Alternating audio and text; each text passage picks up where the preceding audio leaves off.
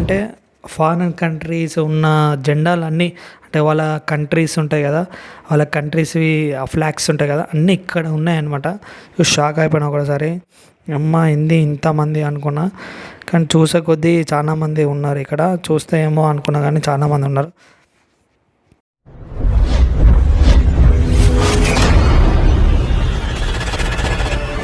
Hello దోస్తులు, ఎట్లున్నారు? మళ్ళీ నేను మన క్రియేషన్స్ ట్రావెల్ వ్లాగ్ ఎపిసోడ్ 7 అనమాట. ఇది ఏంటంటే సౌత్ గోవాలో ఉన్న సెకండ్ బీచ్కి రావడం జరిగింది. ఇక్కడ ఏంటంటే చాలా యాక్టివిటీస్, అంటే చాలా వాటర్ యాక్టివిటీస్ కానీ చాలా ఉంటాయి. మెయిన్ థింగ్ చెప్పాల్సింది ఏంటంటే మొత్తం ఫారినర్స్ ఉంటారు ఇక్కడ. ఫారినర్సే ఉంటారు, మొత్తం పిచ్చి లేపుతారు భయ్య ఇక్కడ. మీరు చూస్తే మాత్రం షాక్ అయిపోతారు. కానీ నేను మాత్రం వీడియో కొంచెం చూపించడానికి ట్రై చేస్తాను అనమాట. ఎందుకంటే ఫారినర్స్ కాబట్టి కొంచెం చూపించాలని కొంచెం నాకు కూడా సిగ్గు అనమాట. అందుకే నేను నేను ట్రై చేస్తాను, మ్యాక్సిమం వాళ్ళని చూపించడానికి ట్రై చేస్తాను. నార్త్ నుంచి సౌత్కి వస్తున్నా కాబట్టి కొంచెం నాకు నార్త్ నుంచి ఇక్కడికి రావడానికి ఒక 20 కిలోమీటర్స్ పట్టింది అనమాట.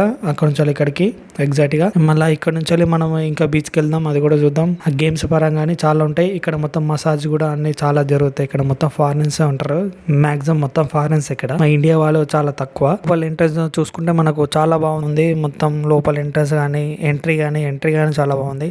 ఇంకోటి ఏంటంటే మీరు ఏ బీచ్కి వెళ్ళినా సరే ఒక ఇసుకు టీం ఉంటుంది. ఆ టీం ఏంటంటే ఇప్పుడు దూరంగా వెళ్ళే వాళ్ళని కొంచెం కాపాడడం అలాంటివి జరుగుతుంది అనమాట. అంటే కొన్ని ఆ బోర్డ్స్ ఉంటాయి అక్కడ. ఈవెన్ మీరు ఎక్కడికైనా లాంగ్, అంటే మీరు ఇప్పుడు ఆడుతూ కొంచెం లాంగ్ వెళ్ళారనుకో, టీం వచ్చి మిమ్మల్ని రక్షిస్తుంది అనమాట. అదొక టీం కూడా ఉంది ఇక్కడ. మెయిన్ థింగ్ ఏంటంటే వాళ్ళు ఆ మధ్యలో నిలబడతారు. అక్కడ చూడడానికి ఒక చిన్న కనబడుతుంది, అక్కడ చైర్ వేసుకొని కూర్చున్నారు అనమాట. అక్కడ ఉంటారు, మీకు చూస్తుంటారు అనమాట. చైర్స్ కనబడుతున్నాయి చూడండి, అవి మనం స్టే చేయడానికి. అంటే 1 అవర్కి 12 అవర్స్ కానీ ఇంత అని ఉంటుంది. కాకపోతే ఇక్కడ సపరేట్స్ ఉన్నాయి. కొన్ని ఇండియా వాళ్ళకేమో ఇటు సైడ్ ఉన్నాయి, మన ఫారెన్స్ కంట్రీస్ నుంచి వస్తారు కదా, వాళ్ళు స్టే చేయడానికి ఏమో అటు సైడ్ ఉన్నాయి అనమాట. కొంచెం రేట్స్ కూడా చాలా రేట్స్ ఉన్నాయి. వాళ్ళకో రేట్ మనకో రేట్ ఉంటుంది. ఎండ కొడుతుంది కాబట్టి లేరు అనమాట. మాక్సిమం ఒక టైం వచ్చేసి 2:30 అలా అవుతుంది కాబట్టి ఎవరు లేరు. మనకి ఇక్కడ మసాజ్ చేస్తున్నారు. అంటే బెడ్కి ఒక రేట్ ఉంటుంది, బాడీ మొత్తం ఒక రేట్ ఉంటుంది. అంటే బాడీ మొత్తం చేయించుకోవడానికి ఒక రేటు, హెడ్ చేతులు కాళ్ళు చేయించుకోవడానికి ఒక రేట్ ఉంటుంది అనమాట. అది నేను కనుక్కోలేదు.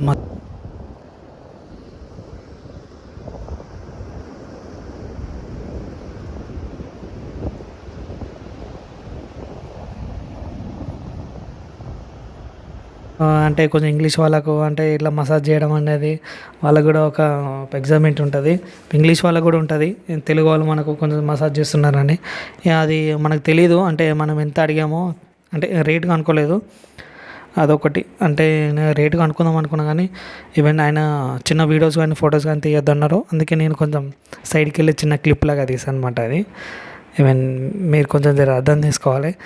మొత్తం ఇక్కడ మీరు చూసుకుంటే ఏంటంటే ఫారిన్ కంట్రీస్ ఉన్న జెండాలన్నీ, అంటే వాళ్ళ కంట్రీస్ ఉంటాయి కదా, వాళ్ళ కంట్రీస్వి ఫ్లాగ్స్ ఉంటాయి కదా, అన్నీ ఇక్కడ ఉన్నాయన్నమాట.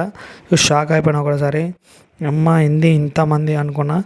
కానీ చూసే కొద్దీ చాలామంది ఉన్నారు ఇక్కడ. చూస్తే సౌత్ గోవా మొత్తం ఒకసారి చుట్టేద్దాం అనుకున్నాం. కాకపోతే మనకు వీళ్ళని బట్టి మెల్లమెల్ల తిరుగుతున్నాం. అన్నీ ఒక్కొక్క బీచ్ తిరుగుతున్నాం అనమాట. అబ్బబ్బబ్బా, బీచ్లు అసలు సౌత్ చూసుకున్నా నార్త్ చూసుకున్నా బీచ్లు. కానీ ఏవంటే సౌత్ మంచి ఉంటుందా నార్త్ మంచి ఉంటుందా మాత్రం నేను మాత్రం చెప్పలేను. ఎందుకంటే రెండు ఈక్వల్ అనమాట.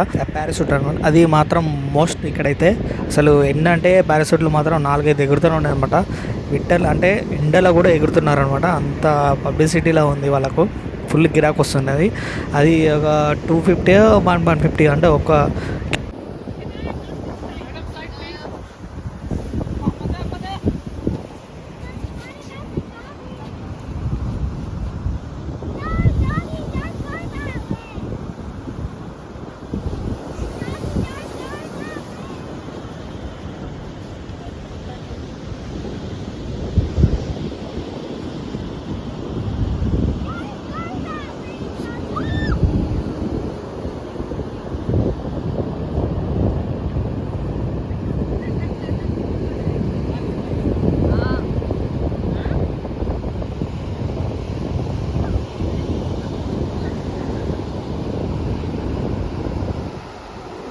ఇట్లా వస్తారనమాట. ఒక 2 minutes అంతే.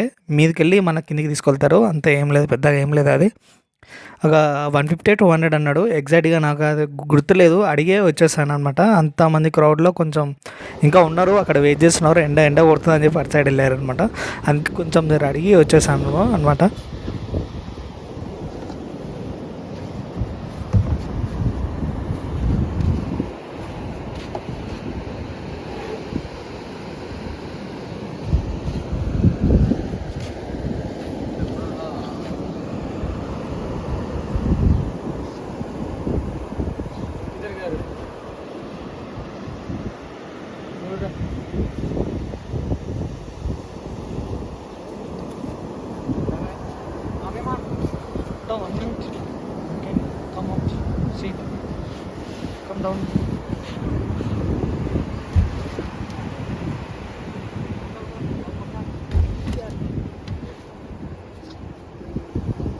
సముద్రం తీసుకెళ్ళాలంటే ఇట్లా నెట్టుకుంటూ తీసుకెళ్తారనమాట. చాలా కష్టపడతారు వీళ్ళు. ఎందుకంటే వాళ్ళకు వచ్చే ఇగో ఇట్లా ఉంటుంది అనమాట. ఈ షిప్ ఇలా ఉంటుంది. దీన్ని దొప్పుకుంటూ తీసుకెళ్తారు. అందుకంటే ఒక 5 మెంబర్స్ దాకా ఉంటారు వీళ్ళు. 5 మెంబర్స్ దాన్ని దొబ్బుతారు అనమాట. ఇక్కడ నుంచి అక్కడ తీసుకెళ్ళాలి కాబట్టి దానికి వీల్స్ పెట్టి దొబ్బితే మళ్ళీ దానిలో వదిలేస్తారు. ఇది ఒక షూట్ చేస్తున్నారు, ప్రీ వెడ్డింగ్ షూట్ అనుకుంటా ఇది. అంటే వాళ్ళు కపుల్స్ వచ్చారు, కపుల్స్ వేసుకుంటున్నారు వీడియో, చిన్న వీడియో లాగా ఒకటి. దానికి కూడా ఒక చిన్న రేట్ ఉంటుంది, పెద్దగా ఏముండవు. కాకపోతే ఇక్కడ ఏంటంటే కాస్ట్ వచ్చేసి బీచ్లు కాస్ట్ మీకు ఎక్కడ అంటే బాగా బీచ్ దగ్గరనే కాస్ట్ ఎక్కువ ఉంటుంది. మిగతా బీచ్లో చూసుకుంటే కొంచెం రేర్గా అంటే తక్కువ ఉంటాయి, కానీ బాగా బీచ్లోనే ఎక్కువ కాస్ట్ ఉంటుంది. ఇది మాత్రం గుర్తుపెట్టుకోవాలి. నార్త్లో ఎక్కువ కాస్ట్లు ఉంటాయి, సౌత్లో కొంచెం తక్కువ అనమాట. మీకు మాత్రం వీడియో నచ్చితే మాత్రం లైక్ చేయండి, షేర్ చేయండి. మీరు మాత్రం వీడియో మాత్రం లైక్ చేసి వెళ్ళండి. మీకు నచ్చితే లైక్ చేయండి, బలవంతం మాత్రం ఏం లేదు. ఇంకా మరిన్ని వీడియోస్తో మరీ ముఖ్యంగా నేను మళ్ళీ కలుస్తూనే ఉంటాను మీకు. మీరు మర్చిపోకండి. Thanks for watching.